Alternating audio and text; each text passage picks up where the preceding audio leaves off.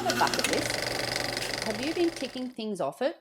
Well, in this episode, I get to drag Lyle along, literally, to another one of my bucket list items that I know is on many other people's to do before I kick the bucket list as well. We start our day in the icy, frosty, freezing pre-sunrise morning and end up floating 7,000 feet over the most spectacular scenery, watching the sunrise over snow-capped mountain ranges. Trust me, if hot air ballooning isn't something you have thought about doing, then you will after this episode.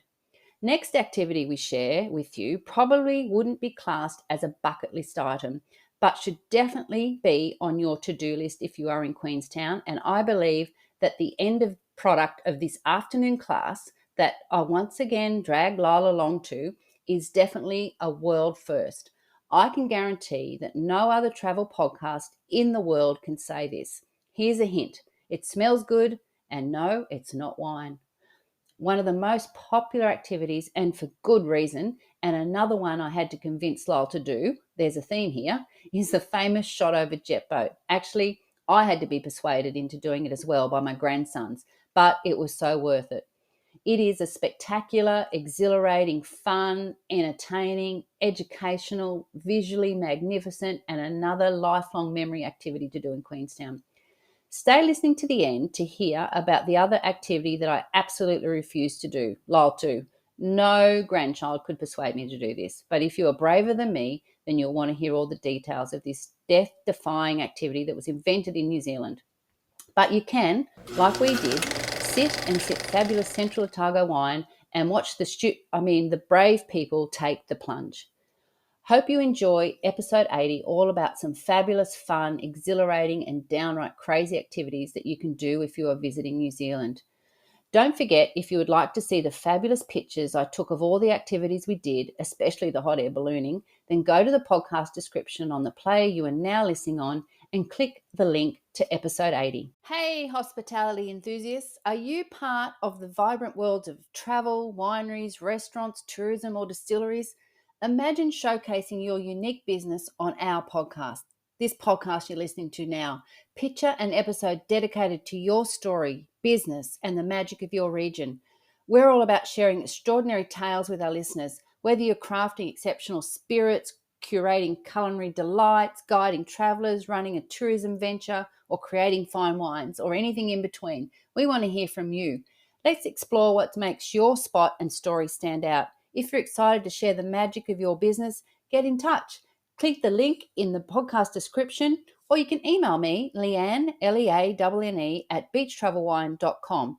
Let's spotlight what makes your business exceptional, so we can't wait to hear your incredible story. Good morning, Lyle. Good morning, Leonita. This is going to be so much fun, yeah?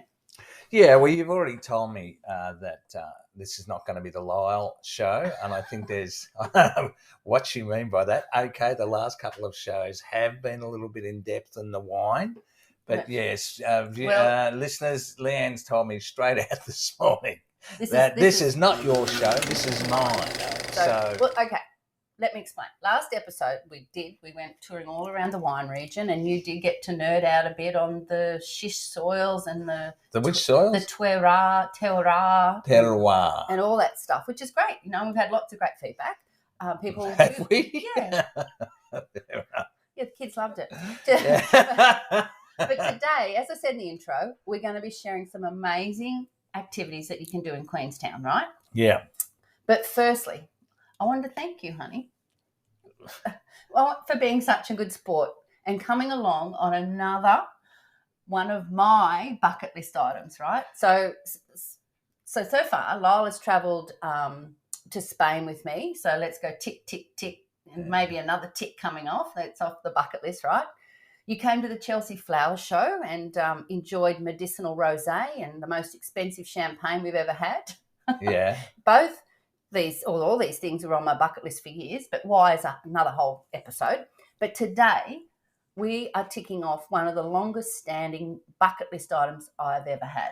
Sure. Yeah. Well, I appreciate you saying thank you, but we actually went to a wedding last Friday, and the father of the bride's speech said you can either be right or happy. Right. When he spoke about his new son-in-law, and so I've I go along with all your bucket lists because I can either be right or happy, Oh, yeah. and I'm extremely happy. So that means that would imply that I'm never right. So, as I said in the intro, right, we went hot air ballooning. So let me paint the scene. Ready? Yeah. Okay. It is. Oh, let me say. What would you say? It's cold. It's freezing. Freezing. It's not even light yet, and it was 6:30 in the morning. Yeah, I think it was even earlier than that. But anyway, when we got up, it was. We're waiting on the corner to be picked up, right? And Lyle A hates the cold, B hates getting up early, and I don't think he was that keen on getting into a hot air balloon. But you did it, didn't you? Yeah, but I'm pretty keen on you, so That's good. But so who picked us up? Do you remember? that was Hayley. Yeah, right. And we drove not that far. No, it was only about 15 minutes out of town. Hayley picked us up, and they have a shuttle bus. So we went with Sunrise Balloons, and they have this shuttle bus service that picks you up from your accommodation in Queenstown. Yeah, there was 10 people that were going to take the early morning flight, the Sunrise Balloon flight.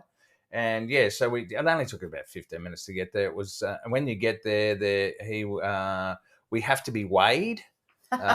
Which was a little bit disappointing. But that turned out to be great for us because we were probably the more chunky side of the balloon flyers people, and the baskets in sections, and so they weigh you, so they spread the weight out. Stop frowning at me. Well, so why I'm frowning is I'm still not sure whether chunky's that complimentary. But anyway, compared to the others, because they had 3 people in a basket. Oh, well, they were Japanese. They're tiny people. No, there was other Aussies as well. We would just take what I'm saying is, you grump, is we got our own basket. So thank you for being a fat boy. What I normally call you. Anyway, thanks for that. Actually, in hindsight, I don't think I was the heaviest. But anyway, we won't go down there. Oh. But anyway, so we what they do is when you arrive, they've got the balloon being blown up by cold air. They spread it all out on the ground. Yeah. And I've got photos of this process and where we were standing in the field in -4 frost. The grass was crunchy. Yes, it was. And I think it may have been the first time I've actually experienced crunchy grass. I have many years ago. And so, so we're standing there, we've got the basket, and they lay out the balloon silk, I guess they call it, on the ground. Nylon. Right, on the ground, and then they get the big gas thing and start filling it up. And all of a sudden, this lump of material turns into this massive big balloon. So go to beachtravelwine.com and go to episode 80 or the podcast description, play you're on now, the description, click the link there because you'll see the photos of how we, it started with nothing and then it filled up and then you and I are standing outside it and then where you can see us in our little basket. Yes, and it was quite interesting because we both looked at each other and thought to ourselves, how the hell are we going to get in that basket? But there are footholes in the basket. We had a little safety briefing. We did have a little safety briefing with Rock, which is the guy it's his business and the pilot. Tell us a bit about Rock then. Yeah, Rock actually, interestingly enough, is a very good friend of our friends, Trapper and Anna. He used to play football with Jana, which is Trapper's son, and also he is a good mate of Greg Hayes from Wet Jacket Wine. So now he got into the business. Basically, his exact words were to me, my father was into anything that, flew. Right. And so he got right into it. And he's pretty confident one of his sons, one of his young boys is already ready to take over the mantle. So, he was a really nice bloke. Very charismatic. Very laid back. Yeah. So I reckon you should, start talking about it. So we hopped into the balloon when it got to a certain fullness, I guess. And one of the assistants, she was a lovely lady. There was Hayley, Clint. Yeah, it was Hayley. Yep. Yeah, the team. The flight team was Hayley, Clint, and Rock. Mm-hmm. So, I think we're all getting a bit nervous by this stage. Well, I was anyway, because you had to fill in the form and sign the waivers and that sort of stuff. And as you said, I'm like, how we get in this balloon? And we had the safety briefing of what happens, if we land and, et cetera, a bit, rough. And so in we hop, and the balloon's full, and I don't know how to describe this. I'm feeling excited. I'm feeling anxious. And those who know me, I hate heights. So why I want to do hot air ballooning is still beyond any of them and also me. However, all of a sudden, you realise you've lifted off the ground. Yeah. And there's no noise really, except for the gas when the when they open the inlet for the gas to go into the goes up into the balloon, and you go just silently in the still of the cold pre-sunrise morning. You start to see the sun hitting the mountains in the distance. Up you go, really slowly, and I don't know how to describe it. It's not exhilarating as in fast, but it's exhilarating as in it's something that you'll never experience like this, unless you go hot air ballooning. I can't think of anything else that would be the same. Well, I suppose in some respects it's the closest to you being able to actually fly. Yeah, okay. Be in the air without because there's no noise of an engine or any of that sort of stuff. No, and that's it is cold, but yeah, it's freezing. We've got our beanies on. But in saying that, when they do open the inlet to put the gas in, because that's pretty hot, obviously, it is around your face and your head. It is still pretty warm. So yeah, we got some great photos. So we go up. What does it go up to? 7,000 feet.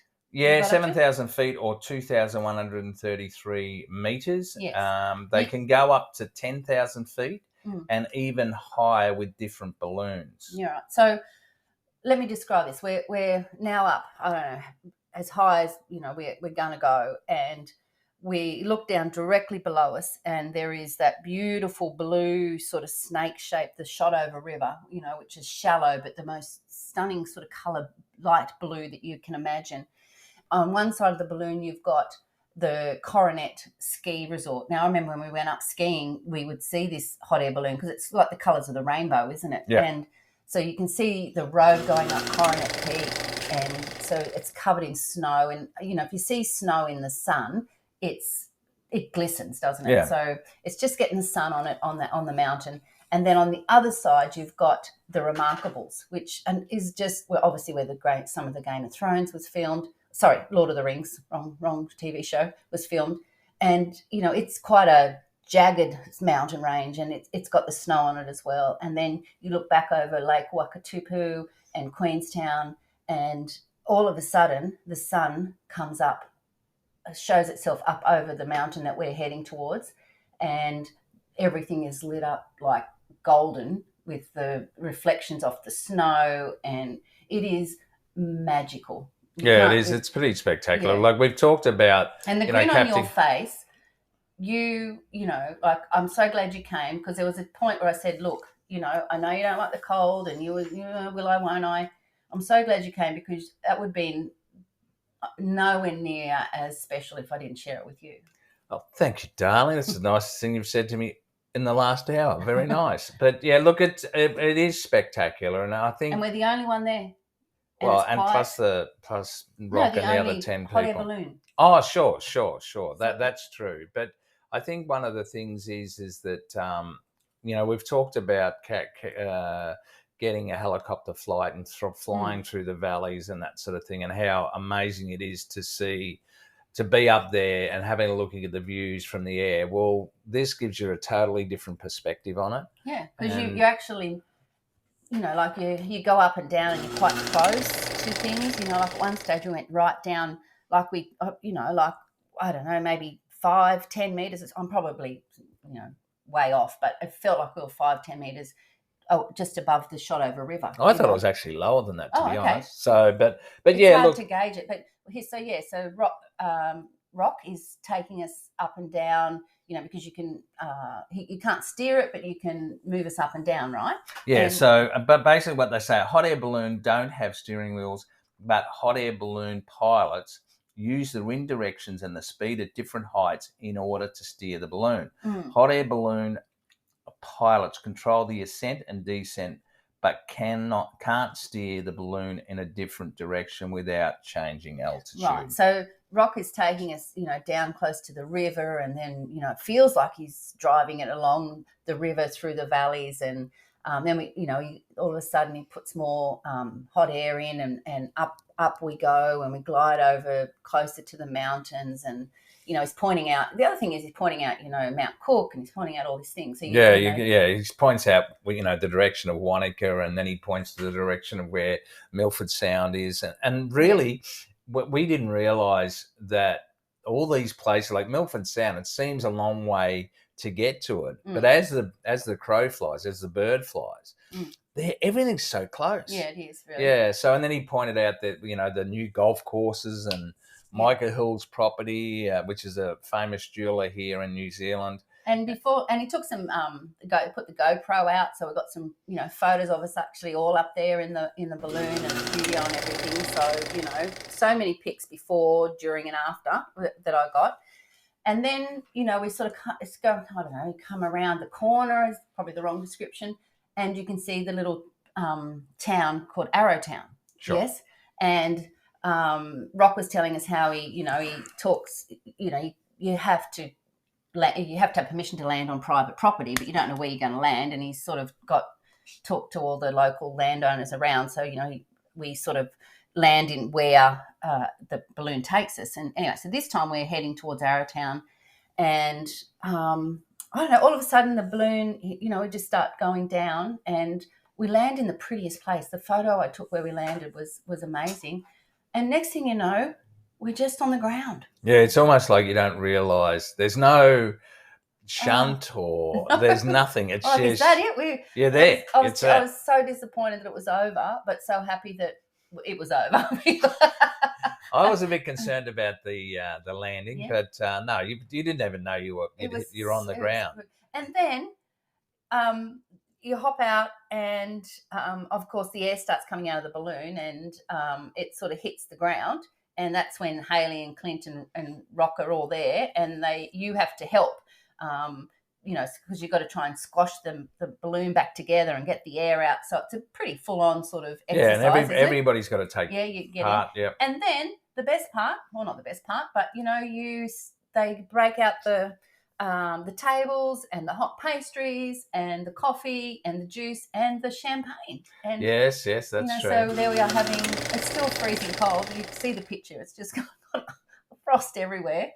But it was the most magical experience. Now, I know a lot of people, when they think about hot air ballooning, they think about going to Cappadocia, which is, what I was sort of thinking I would like to do in Turkey. But I think, honestly, being the only balloon was just so special. And I couldn't think of a better location to go hot air ballooning, or a better company than Sunrise Balloons in Central Otago in New Zealand. What do you reckon? Yeah, sure. Well, look, after basically we have the champagne and croissants, Rock gives you the hot air balloon blessing, which is he basically, tips the bottle of champagne, one of the bottles of champagne with his finger over the top, and he sort of I'm not sure whether it's anyway. The crucifix, the Father, Son, Holy Ghost on the head, but it's the officially declared a balloonatic. Yeah, so we're balloonatics. Yeah, so basically it's a 1 hour flight. Yep. And it's $549 per head when we did it. Now, Leanne did say that she was going to allow me my history. I did, so let's do it. Okay, so it this won't is take hot air long. Ballooning, no. Okay. The first were unmanned and used in China during the Three Kingdom era of 220 to 280 AD. These lanterns were used for military signalling.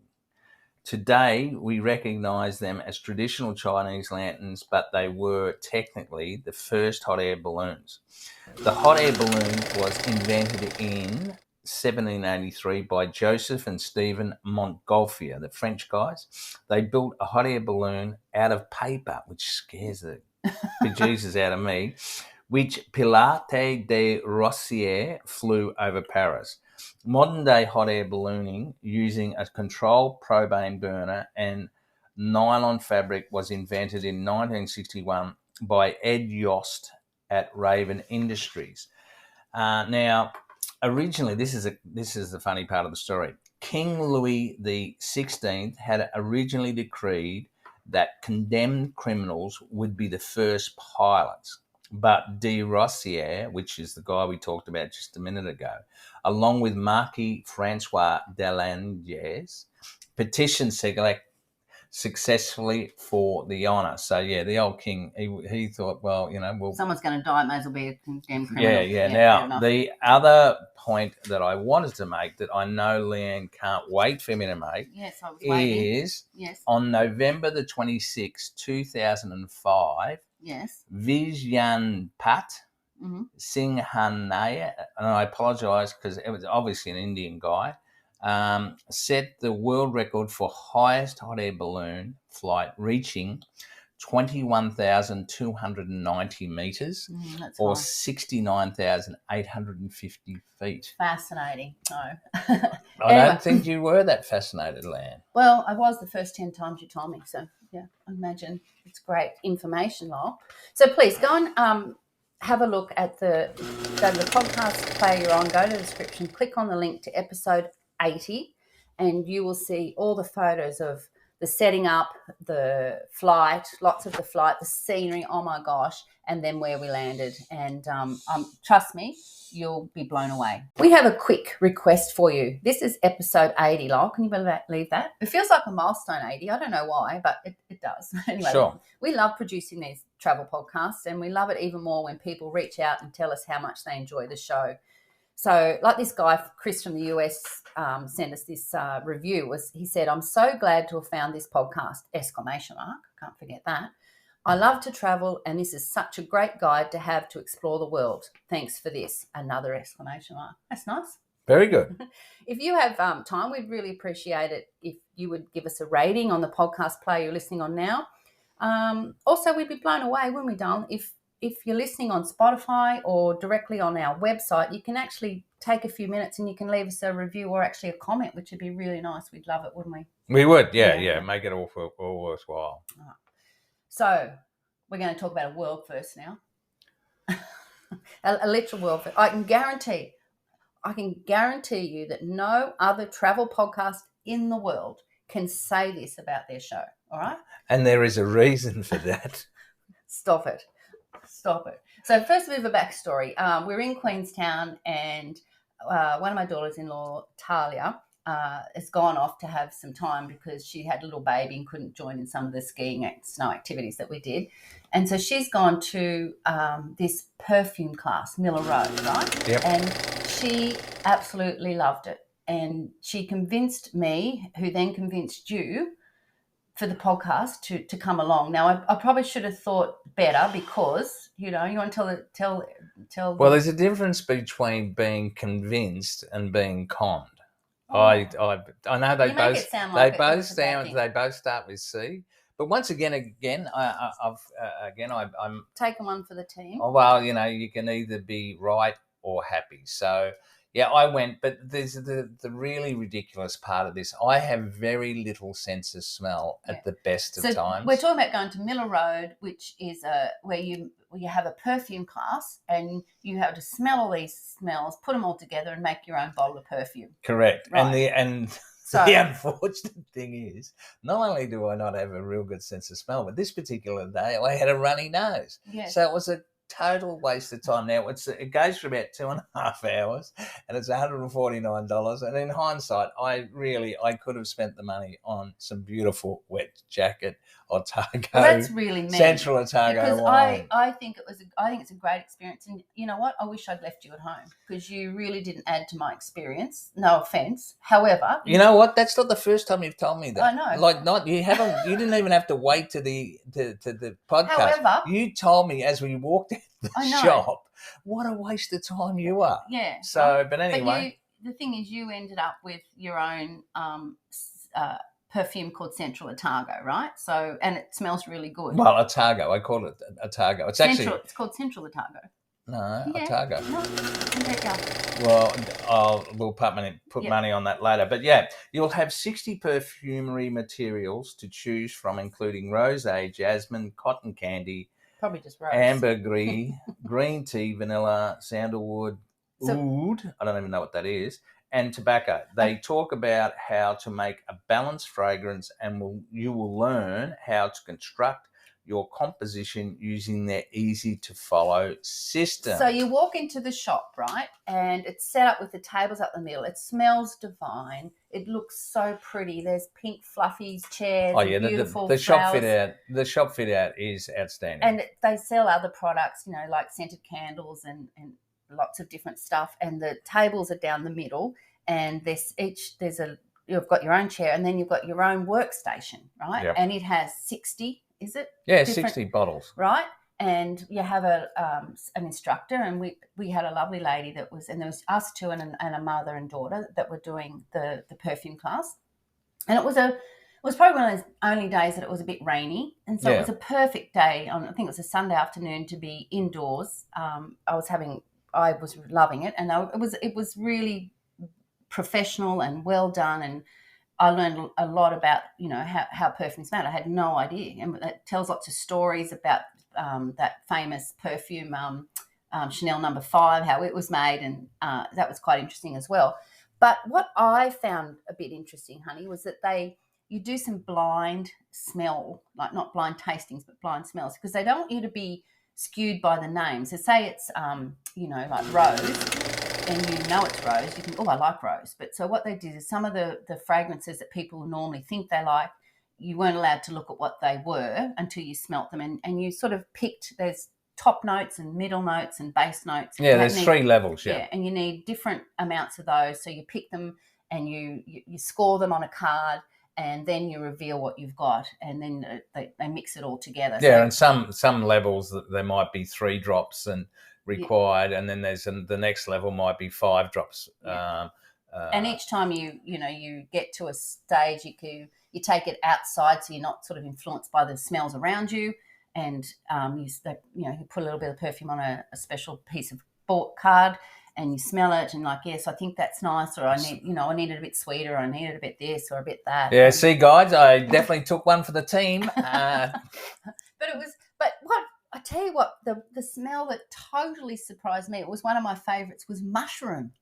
Oh, that doesn't surprise me at all. You love mushrooms. I do love mushrooms. Well, if there had been beetroot, you would have liked that too. I would have liked that, and asparagus. Yeah, see. Yeah. Well, anyway, Oysters. We won't go there. Yeah. Anyway, yeah, but yes, you did like the mushroom. I did. So and then at the end, you end up with a bottle of your own parfum, right?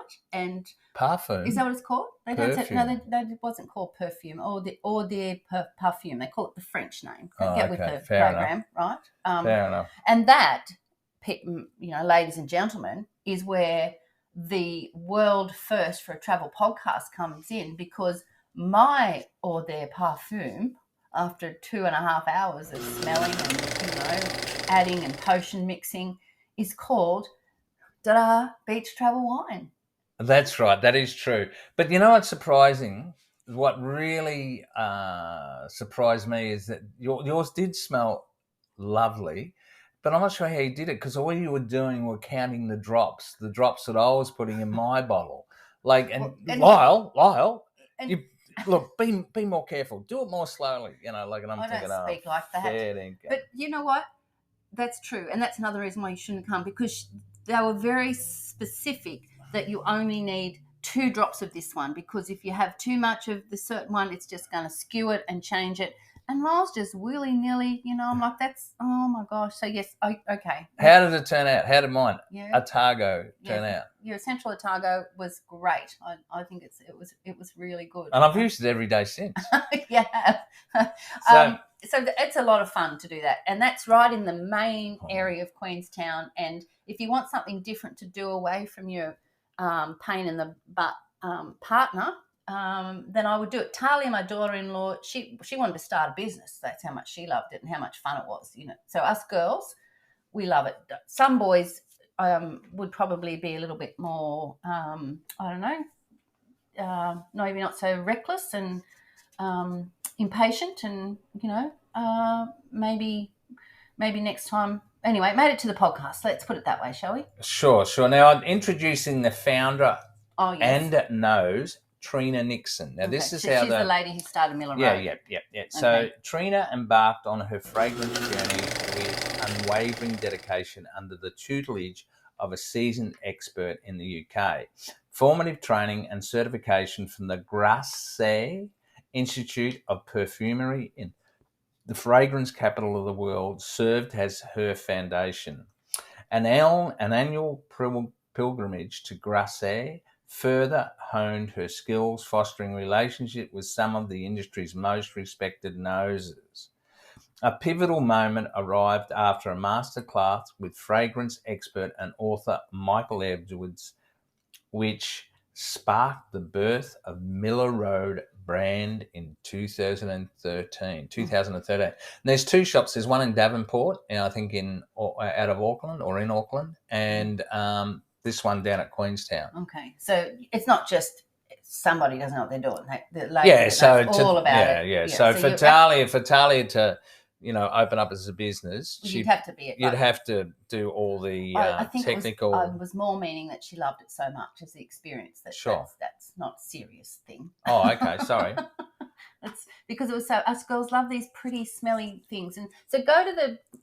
Lyle's just ruined it, hasn't he? So go to the. Why have I ruined it? I went. I know, but girls, sorry guys, if you not just all guys, but just go to the podcast display you're on, the description, episode 80, and you'll see the beautiful shop fit out, my beautiful bottle of world first travel podcast perfume, and the perfume. All that stuff, because it was a really different experience, and I would recommend that you certainly do it. Look, to be honest, for a couple of girls, to go, I think it would be a fabulous experience. For gentlemen, I'm just not sure that you wouldn't be better off just going to the bar next door and waiting for the girls and have a couple of glasses of Pinot Noir. Or stay home and do some housework or something useful. Oh, don't be ridiculous. We have floated over the Shotover River, around the mountains in a hot air balloon. We've made the most amazing world first perfume for a travel podcast. And now we are going to do another. This one's got a bit more upbeat than your perfume, is the Shotover jet boat. Yeah, this is probably more my go. Now, I did mention this in an early episode, that I was persuaded by my eldest son, Jake, and two of my grandsons, Sam and Charlie, but mostly by my daughter-in-law, Phoebe, who, after a fair bit of persuasion by the boys, she said, this was the line that got me to do this, she said, if you come with us to do the Shotover jet, you will be the coolest nana ever. Now, I couldn't refuse that, could I? Yeah, but really, Phoebe's not stupid. I mean, really, she knew that you just melt. I know, that's what I mean. Yeah, exactly. Sure. That's all she needed to say. So the Shotover jet, tell us a bit about that, because it is, oh my gosh, it is incredible. But yes, it's just out of Queenstown. Yeah. Yeah, look, it's amazing. Now this is straight off their brochure. Yes. So listen to this, people. This is exactly what it's like. The high-performance boats are made for speeds with twin V8 engines travelling at up to 90 kilometres per hour. As the narrow canyon walls tower over you, your expert driver puts the state-of-the-art jet boat through its paces, riding the rapids and performing thrilling gravity-defying stunts within a hair's breadth of the awe-inspiring cliff faces. True. Hold on tight, for there's plenty of full 360 spins. Yes. Now, when they say hair's breadth, yes, that is not an exaggeration. No, that's not. It's unbelievable. Like it's a state of terror.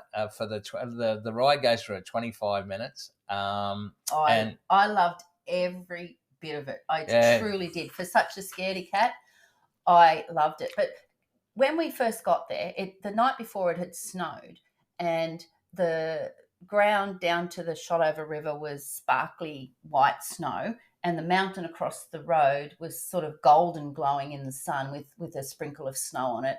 And you come across, it's called Arthur's Pass there. Is that yeah? And so you come from Queenstown and you come out to Arthur's Pass, and so we were just waiting in the car park, and just I could have just stayed there all day, just looking down at where you get on the boat. It's just so pretty and spectacular, the scenery on its own, isn't it? Yeah. And then you walk down the stairs and you go into the little, I guess, the room where you pay and the office. information. Yeah. So there's some famous pictures on the wall. Yeah. Yeah. Ed Sheeran's there. Yeah, he's done the that. royal family, the English royal family, yeah. and there's some famous actors, Hollywood actors that have done it. And you can buy beanies, and they give you like a scarf, that you put around that you put over your face and everything, because it is freezing. It's, even in summer, I think it would be cold. And they give you the safety briefing, and it's actually quite funny because they say that the rail inside the boat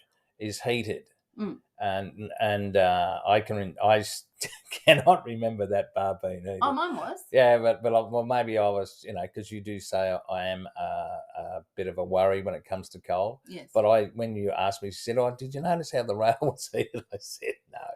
But look, they say the things to bring. You need eyewear, whether that be sunglasses or glasses. Goggles. Yeah, and they're recommended all year round. Yeah. Waterproof jacket, yeah, or raincoat. Warm clothes, hat, and gloves are strongly recommended in winter.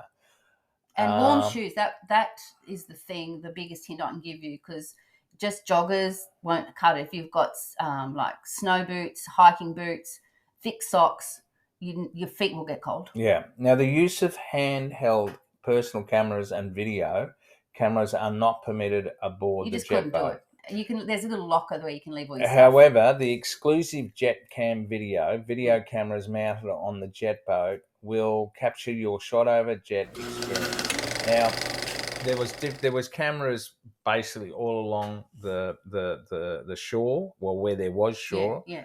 And look, it's hard to explain how, because the water itself, like the Shotover River, it's almost like a rapid. You're not that. There's not that much water underneath you. They can go in very shallow water. Yeah. And you just, like, as you're doing 360s, and you're going so close to the edge of the cliff. Like, how they can do it, I don't know. And I think someone asked, I think it was Chris, it was like 70 hours training. Well, they do, I think, they do more than triple the amount of hours that you have to do before they can actually, take people with them. The other thing, that when you're getting on the boat, they've got like one of the jet boats sort of sitting up on the veranda, so you can hop in there and pull faces and, like get some photos, which of course we did. And they do take a group photo before you get on. And the Arthur's Pass, the bridge that goes across the Shotover River, there's some beautiful photos from there as well. And once again, the podcast player on the description, link to 80, you'll see the photos that I took of what I'm talking about was the mountains and the river itself, and then us on the boat. It was amazing. Look, it is exhilarating, right? Yeah. You got to say. And they've been doing it for like, and as we did talk about it in episode 75 just a little bit, but it's been around since good year 1965, wasn't it? Well, yes, a very good year, Leonita. Yeah, it was established in 1965. Shotover Jet operates on an exclusive section of the Shotover River. They are the only jet boat operators permitted in the Shotover Canyons. Yes. The canyons primarily made up of steep rock walls that have been carved over thousands of years by billions of tons of fast-flowing water from the heart of the Southern Alps. Look, it's best to sit, if you can, sit on the driver's side of the boat. And the Shotover Jet is part of I'm not sure how to pronounce it, but it's NGAI, Tahu Tourism, which is basically a Maori corporation. So yeah, go on. Well, there is. Oh no, we'll come to that in a minute. Is that okay? Sure. Because I was going to say, it's 25 minutes, and you're talking about going fast and doing these turns, and you're going past the canyons at breakneck speed, but there are times where you do stop, and the driver gives you lots of good information, tells you about other activities you can do as well, and the history. But sometimes you're just sitting there and you can just take in the absolute beauty of the landscape, and you won't see this any other way except by going with this company, and because it's exclusive, that part of the canyon, and it is beautiful. And even when you're going fast, it's sort of, I don't know, to me sometimes I looked up and it's almost like I was in slow motion. I don't know how to explain it, but and then when you do the 360s, I just loved it. It's just amazing. I'd say, I honestly think it's a must do in Queensland. Yeah, and it's probably one of the most popular activities that people do, and they run every hour or two, don't they? Okay, I'll give you the deal here. Yeah. It's opening hours are from 9 to 5. The first and the last trip is 9:30 a.m. and 4 p.m. Check-in, you've got to check in 30 minutes prior. Yes. Trip length is 25 minutes and it departs every 30 minutes. Now, it's $159 per adult or $89 but check for the prices kids. On the website. Now, you can either drive yourself there, which it's so close to Queenstown. It's like 10 minutes. Be lucky to be 10 minutes. But there is a shuttle service, which is free, operates from 10 a.m., 11 a.m., 12 p.m., 2 and 3 p.m. Okay. Jet boat departures. Customers must check in at the desk inside station building in Queenstown 45 minutes prior to the trip time. Okay. So it's a pretty, they pick you up, they get you out there 30 minutes before you do your trip, and they take you back. It's certainly worth doing, and we can agree on this one. We, both for any, and I did it with two of my grandkids, but you have to be a certain height. So you just check that, and the kids need to, and also a certain age, because it could be terrifying, I imagine, for little kids, right? Sure. Yeah. I look at, I went with Chris and Michaela and Leanne's daughter and son-in-law. And so we did it separately. But seriously, yeah, fabulous. Yeah. Really, really good. Now, there is an alternative with the jet boat if you think that the canyons are a bit scary. You can want to do the 360 and the speed thing. Yeah, so the K-Jet departs Queenstown Jetty. So right in the centre of Queenstown on Lake Wakatipu. Now they go up to 45 kilometres per hour at 95 horsepower. The duration is an hour, so it's a fairly long trip. It's probably more a scenic tour than. Well, I think you probably get your thrills with the 360 and the speed, and then they stop. So it's they go into Kawaran and Shotover rivers. Look, it's adults $99 and kids are $59 and a family $299. So look, if you like for the family. Especially if you've got younger kids or dad's a bit scared or mum's a bit scared, I'd highly recommend that too, because they do the 360s. But look, the actual in the canyons, man, it was good. It was great. So I would say it was exhilarating. It was fun. It was entertaining. It was educational. It was visually magnificent. And it was the first place, really, we weren't able to have a glass of wine while we were doing it. So. Well, but it's another lifelong memory, yes? Sure. All right, our next lot of bucket list activities, I guess you'd call them, are all available, or you can do them all by going up the Skyline Gondola. Now, I have to say there's absolutely no way I would jump off any ledge, whether strapped to another person or with elastic around my legs, but for some reason, many people want to do it. And I guess... if you're going to do one of these crazy activities, this would be the perfect spot. Hey, but you can actually go up, and the view you can watch from the restaurant, you can watch everyone else doing it. So that's a good thing. So, first of all, you got to get up there, don't you? Yeah, the actual gondola capsules are pretty big, and you get on it from just in the main part of Queenstown, yeah. Yeah.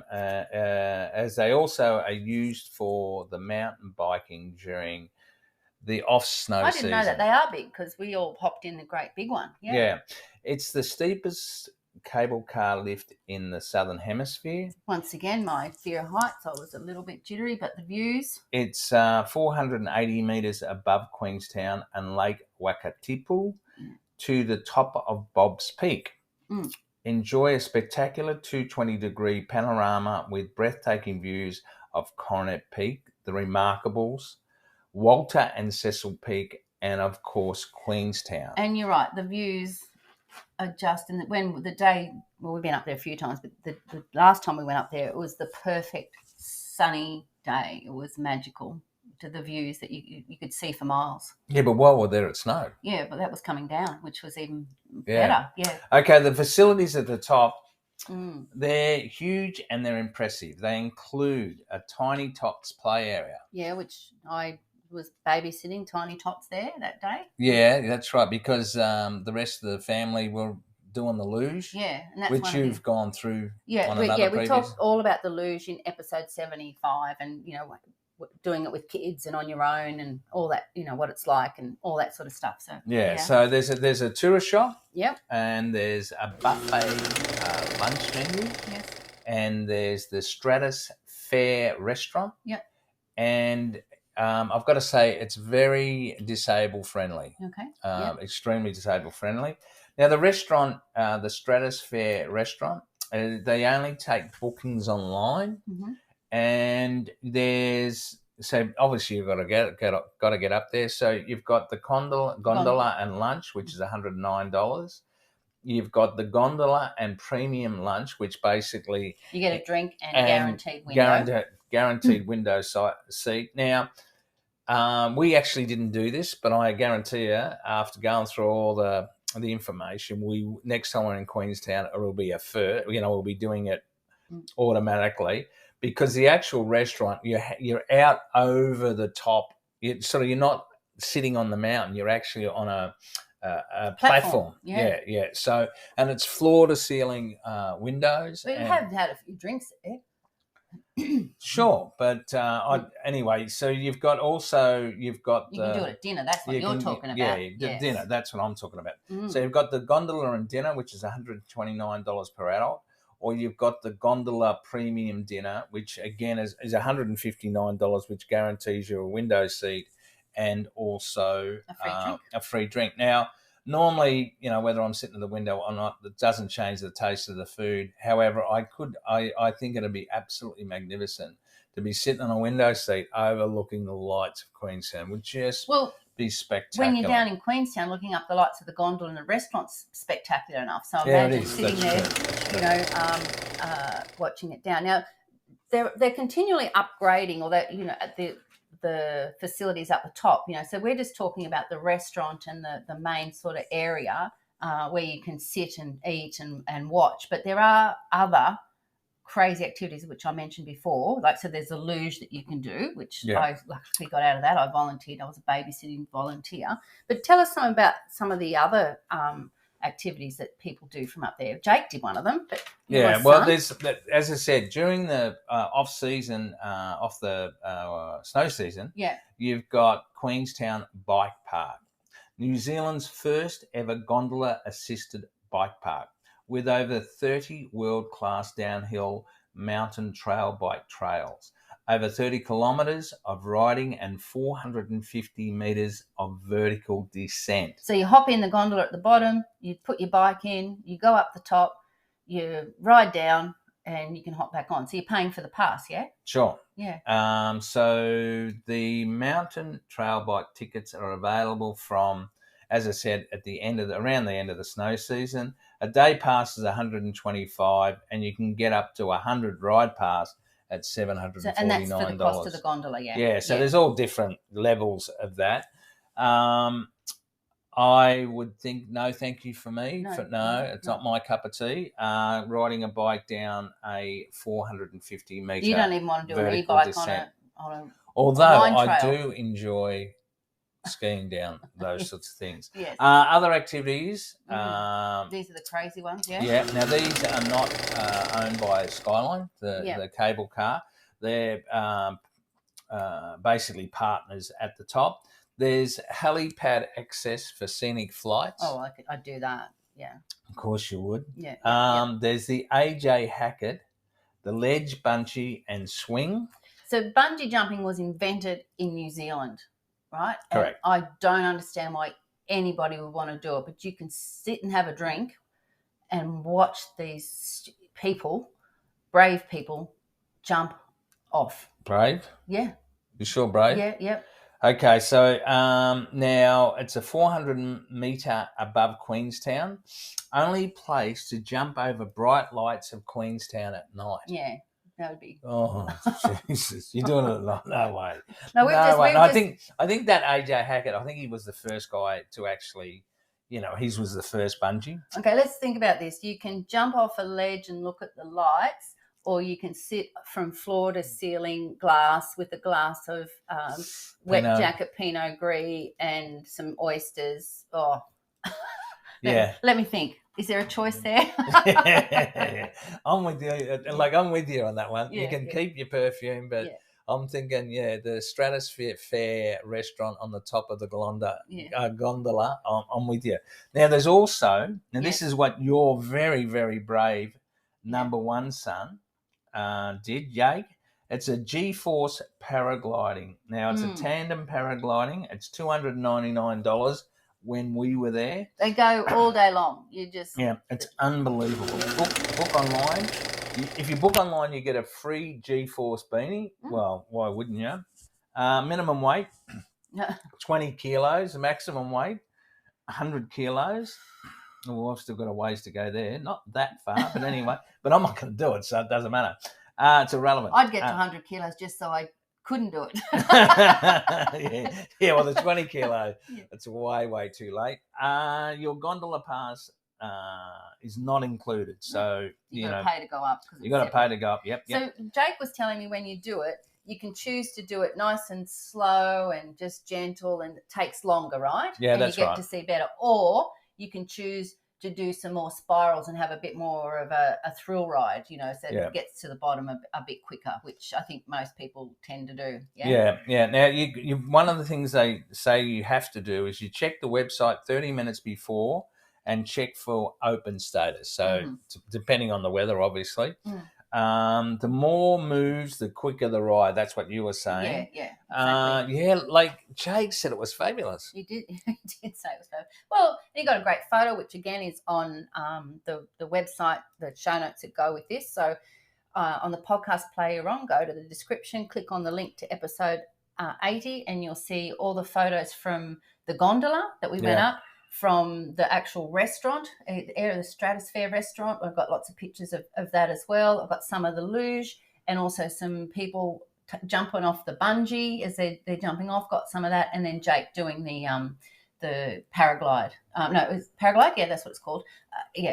Yes. And there is another which we didn't know, but you were telling me. Zip lining. They do zip lining. Yeah, that's right, because your kids did it. Yeah, the zip lining. The last time we were here, there. Yeah. So there's lots, and as I said, they're doing a huge upgrade, and they're continually upgrading. So it's sort of your one-stop shop for everything. Adrenaline. Yeah, everything that you want to do, except you can't ski from there yet, so they don't have snow. No. But they've also got guided walks up there as well. So a lot of people do walks up, especially through summer as well. You can actually walk up there from Queenstown.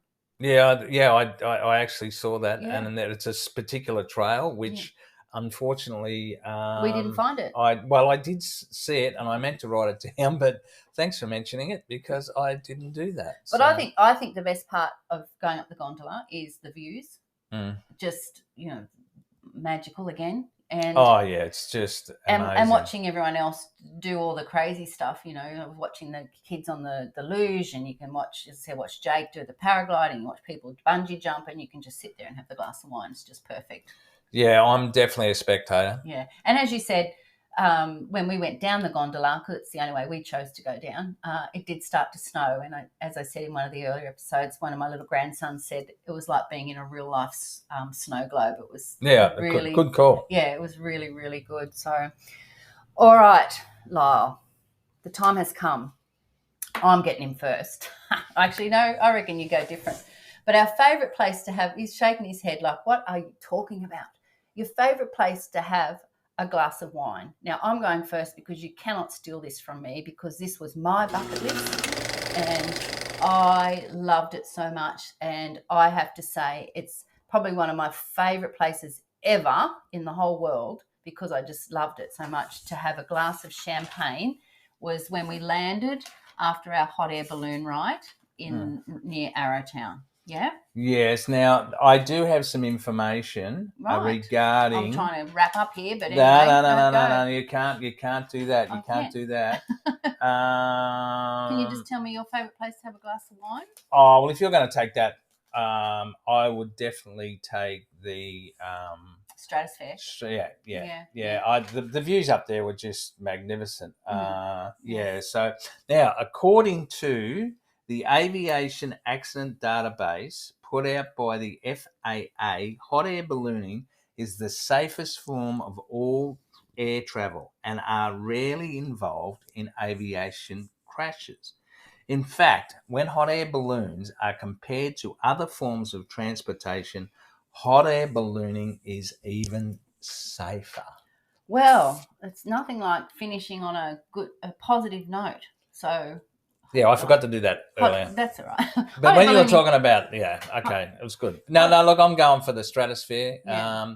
The views from that place, and look, honestly, the way they've done it, the whole fit out of the restaurant and everything, it's absolutely first class. It is fabulous. So we hope we've given you some great ideas of activities to try, maybe some bucket list items that you can tick off your list, because Queenstown's a perfect spot for just about everything, I'd have to say. Yeah, it's a perfect holiday destination. Yeah, it is. So once again, though, go to the podcast player you're on and go to the description, episode 80, or go direct to our website at beachtravelwine.com, episode 80, all the information, the links to these tours that we did. There's pictures of everything that we did. There's a map showing, where all the places as well. So go check that out. And thank you for listening to episode 80, and we'll see you next time. So it's goodbye from me. And it's goodbye from her.